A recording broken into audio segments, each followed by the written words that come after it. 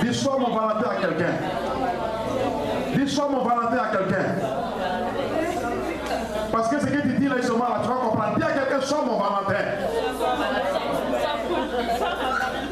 Alléluia. Daniel, il faut dire à quelqu'un, sois mon Valentin, c'est Daniel est là. Amen, il est en train de le dire déjà. Amen. Alléluia. Pour tous nos frères et sœurs qui nous suivent depuis l'internet, je vais profiter encore pour vous souhaiter la bienvenue et vous dire combien de fois nous vous apprécions, nous vous aimons. Aujourd'hui est un jour spécial parce que Dieu donnait le titre de ce message, soit mon Valentin, soit ma Valentine. Prends ta Bible, prends ta feuille et tu seras complètement béni. Amen. Allons justement dans le livre de Jean. Dans le livre de Jean, chapitre 4, verset 9. Sois mon Valentin.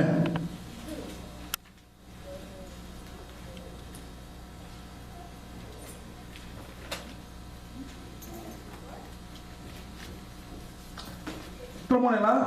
Qui peut m'aider à lire cela? Jean chapitre, pendant que notre frère nous aide. Jean chapitre 4. Amen. Alléluia. Sois mon Valentin.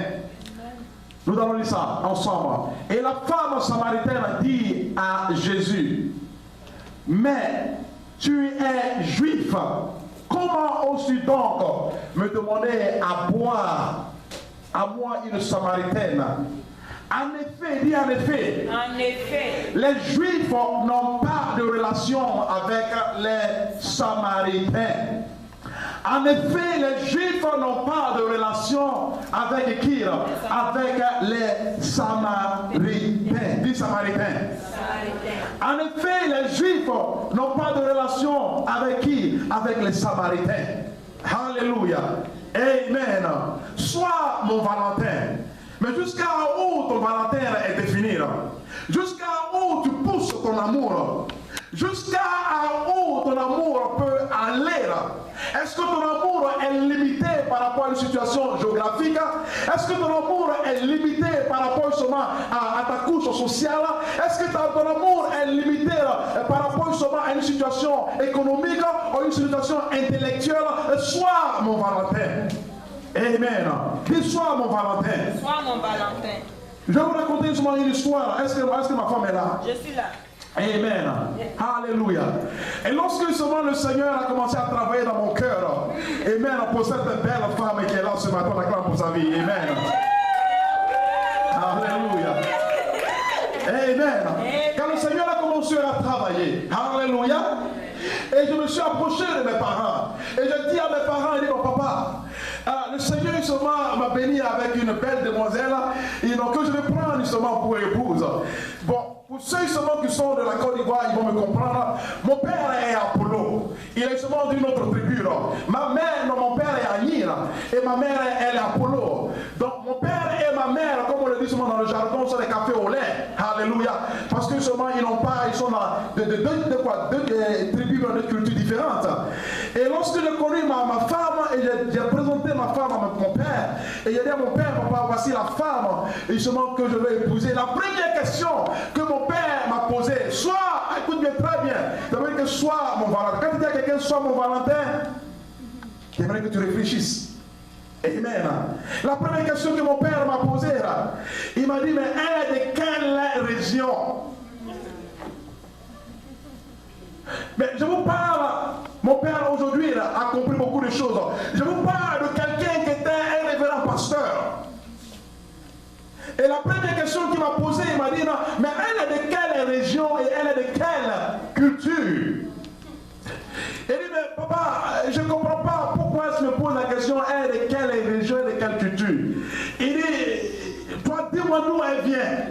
Elle dit, bon, ma femme là, elle est de cette culture, elle est de cette religion, elle est Annie d'Abangro. Il dit, mon fils, tu m'as tué.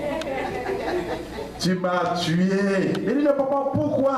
Il dit, tu as cherché jusqu'à Annie d'Abangro, tu allais prendre. Il dit, mais il y a quoi? Il y a quel problème avec Annie d'Abangro? Il dit, non, tu sais, mon fils, Annie d'Abangro, ils sont là, ils sont bizarres. Il dit, mais papa, pourquoi ils sont bizarres? Il dit, non, les femmes là, quand il est Annie d'Abangro, qu'est-ce qu'elles font? Elles vont te tuer pour prendre ton héritage. Mais je me dis, autour de moi, je n'ai rien. Elles vont me tuer pour prendre quoi?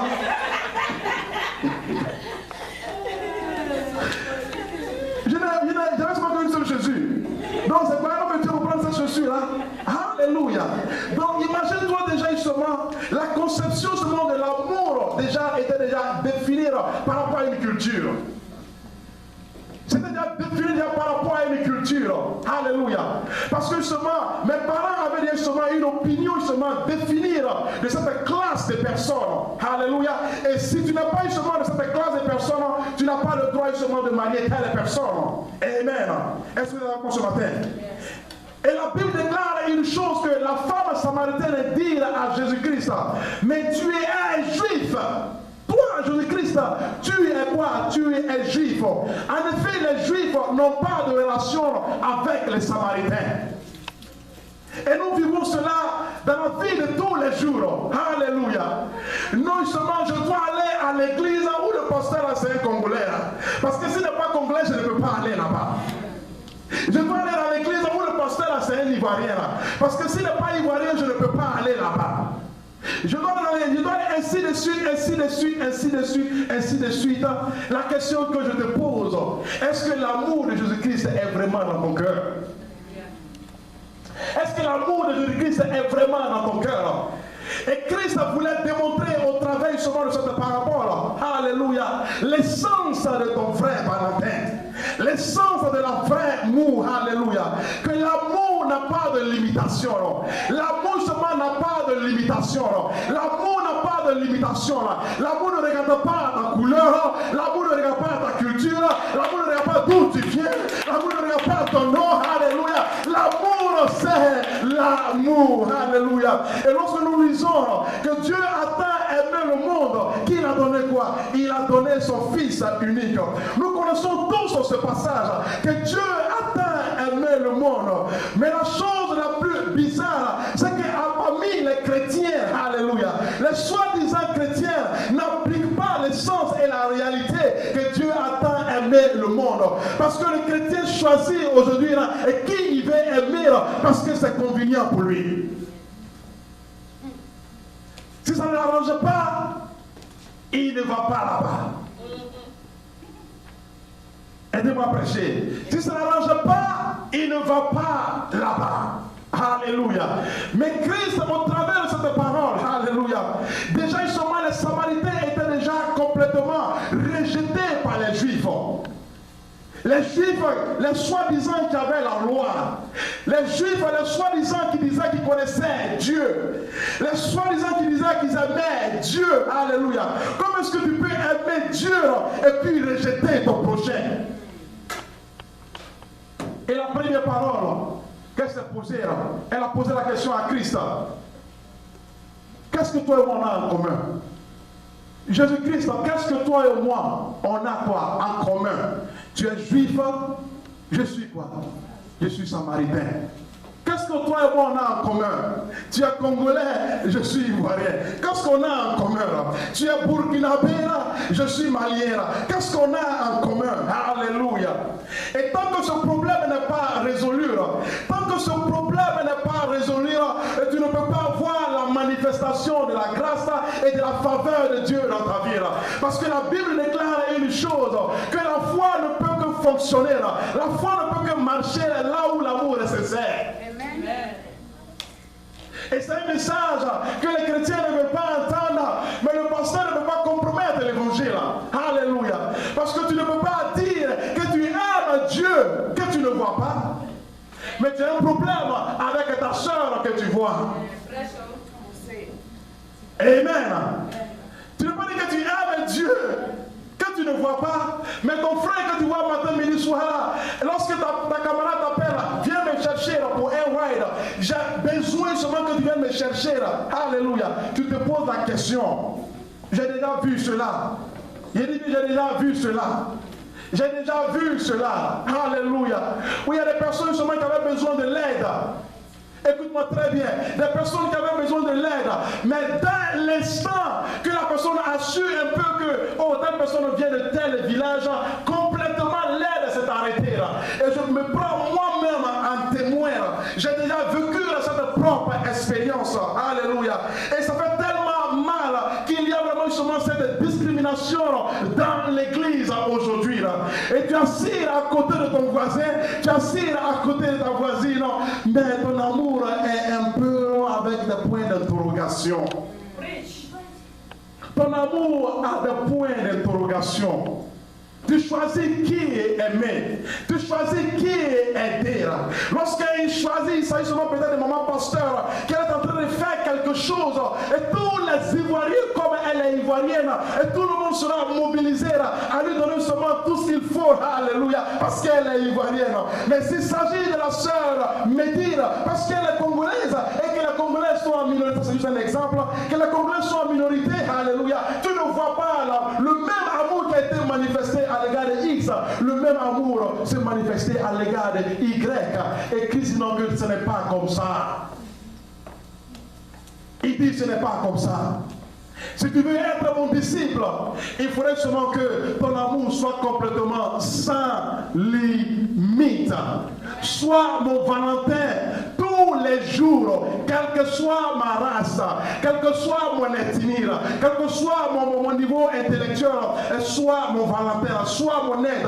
Exprime-moi ton amour chaque jour. Je veux voir ton amour. Pas en parler, mais je veux voir ton amour. Dis à quelqu'un seulement, tu verras mon amour vers toi désormais. Dis à quelqu'un, tu verras mon amour vers toi désormais. Dis à quelqu'un, tu verras mon amour vers toi désormais. Alléluia. Alléluia. Lorsque le frère, il y a un frère qui m'a appelé, que je ne connaissais pas. Un frère m'a appelé ici en Amérique ici. Il m'a appelé seulement dans notre état. Il dit, pasteur, j'ai besoin seulement de venir. Je ne l'ai jamais vu, je ne le connais pas. J'ai pris le téléphone, j'ai dit oui. Quand le premier pasteur, je dois venir. Je veux venir à Seattle. Ma soeur, ma fille, Dieu dit, mais elle est là, elle est témoin. J'ai dit, mon frère, tu veux venir? Il dit, pasteur, si je ne viens pas seulement, c'est une question seulement de vie ou de mort. J'ai dit, il n'y a pas de problème. J'ai seulement que 2 chambres salon. Alléluia. Mais là où je dors, on va se débrouiller et on va dormir là. Et dit que là où je dors, on va se débrouiller et puis quoi? On va dormir là. Et j'ai pris mon téléphone et dit, bon, prends tes bagages et puis viens. Ma fille dit que là, elle a vu lorsque le monsieur est rentré dans la maison. Lorsque le monsieur est rentré dans la maison, elle dit, eh papa, nous l'attendons le GG au Ouza.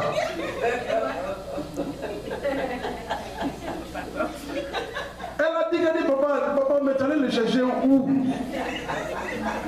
Parce que l'homme qui est rentré dans ta maison, là, quand tu le regardes, là, tu dis vraiment, il faudrait que le Seigneur te donne un amour pour aimer les gens. Et c'était un test pour la part du pasteur. Parce que le pasteur ne peut pas prêcher l'amour. Et puis lui-même ne peut pas refléter l'amour. Tu ne peux pas parler de l'amour et puis ne pas refléter l'amour. Je n'avais pas compris que le Seigneur est en train de voir jusqu'à où mon amour était quoi. Et il voulait voir, alléluia. Tu viens du presse, maintenant je vais t'envoyer quelqu'un et puis je vais voir vraiment si tu l'aimes. Et lorsque je le prends à la gare de train, et puis je l'ai vu avec ses bagages, alléluia, il dit, mon frère, la première question qu'il a posée, est-ce que tu as mangé? Il dit, pasteur, il n'y a pas mangé, il dit, allons-y. Et il est rentré dans la maison. Je n'ai pas cherché à savoir s'il est baoulé, s'il est congolais, s'il est burkinabé, qui est son papa, comment il est arrivé dans ce pays. Il a quelle maladie? Il n'a pas quelle maladie? Je n'ai pas cherché à voir son carnet vaccinateur. Non. Il est rentré dans la maison tel que je l'ai pris. Parce que la Bible déclare une chose, que là où l'amour de Dieu y est, là où l'amour de Dieu siège, la peur n'est pas là. Amen. Tu n'as pas besoin d'avoir peur. Mais quand tu commences à remettre en cause la personne qui est à côté de toi, c'est que ton amour là... tu dois te poser des questions sur l'amour. Il y a un point d'interrogation. Mais à la grâce divine internationale, à la grâce divine internationale, il dit à la grâce divine internationale, si tu es petit, on t'aime. Si tu es vieux, on t'aime. Si tu es chinois, on t'aime. Si tu es burkinabé, on t'aime. Si tu es malien, on t'aime. Il dit même les homosexuels, on les aime ici. Il dit même les homosexuels ici, à l'église ici, on les aime. Parce qu'au travers de l'amour de Dieu, au travers de l'amour que nous avons manifesté à l'égard, ces personnes vont changer. Alléluia. Et ils sauront que, alléluia, il y a un amour parfait qui leur permet de changer seulement leur attitude. Et je vais terminer quelque chose. La Bible déclare une chose, ce que beaucoup n'ont pas compris. La Bible déclare une chose, que c'est le bienfait de Dieu qui amène l'homme à la repentance. C'est le bienfait qui amène l'homme à la repentance. C'est la bonté qui amène l'homme à la repentance. C'est l'amour que tu exprimes qui amène l'homme à la repentance. S'il n'y a pas ça, il n'y a pas de repentance. Maintenant, la question que je te pose aujourd'hui, gratuitement tu as reçu cet amour. Qu'est-ce que tu fais de cet amour? Je me rappelle encore seulement 15 ans passés. Je me rappelle encore seulement 16 ans passés. Quelqu'un a ouvert la porte pour moi. Quelqu'un m'a aidé à trouver un travail. Quelqu'un m'a pris dans sa voiture pour m'accompagner à l'église. Quelqu'un m'a donné seulement de quoi à manger. Et 15 ans passés, alléluia, Dieu a mis les gens sur mon chemin pour me permettre d'être qui je suis aujourd'hui. Et 15 ans passés, Dieu a mis les gens sur ton chemin pour te permettre d'être qui tu es aujourd'hui. Et qu'est-ce que tu fais de l'amour que tu as reçu gratuitement? Qu'est-ce que tu fais de l'amour que tu as reçu gratuitement? Et il dit, quand tu commences à manifester cela, quand tu commences à manifester cet amour sans condition, alléluia, quand tu commences à manifester cet amour sans condition, parce que lorsque tu t'es encore drogué, Dieu ne t'a pas laissé mourir dans ton état de péché. Lorsque tu avais encore perdu la tête, Dieu ne t'a pas abandonné. Il t'a toujours aidé avec son amour. Il a placé des femmes et des hommes au moment opportun de ta vie pour te sortir de cette situation. Aujourd'hui seulement tu regardes l'autre avec un autre doigt.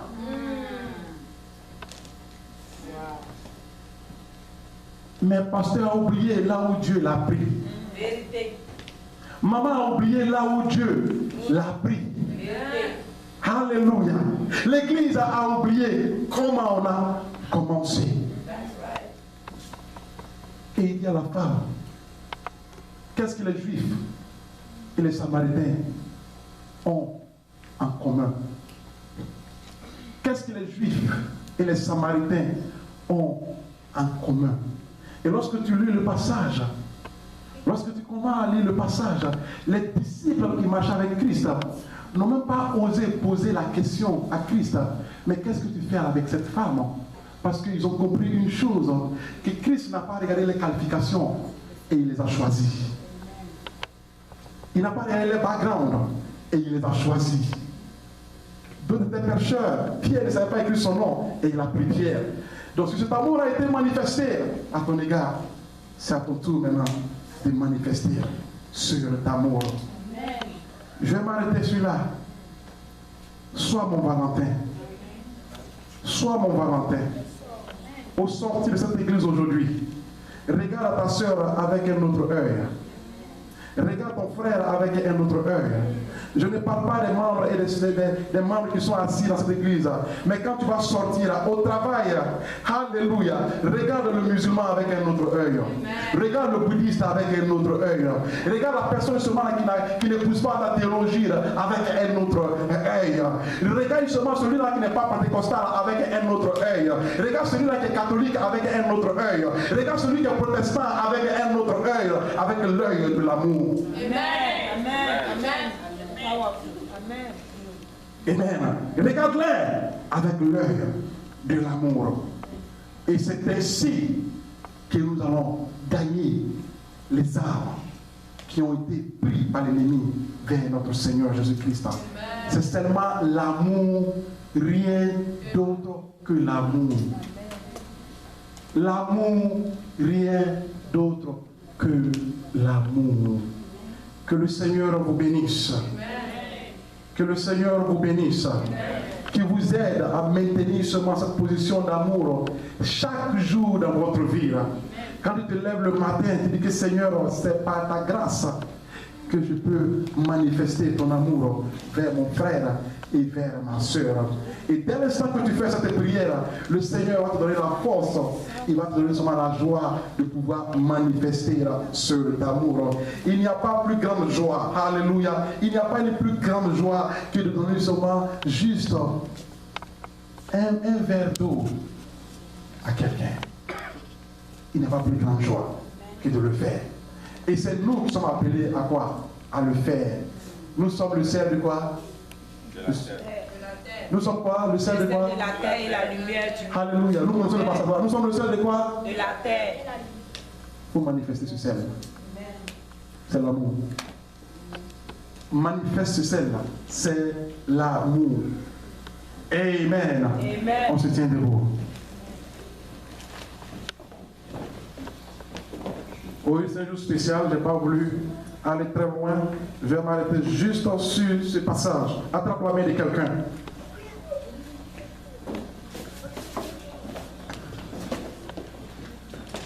Alléluia. Attrape la main de quelqu'un.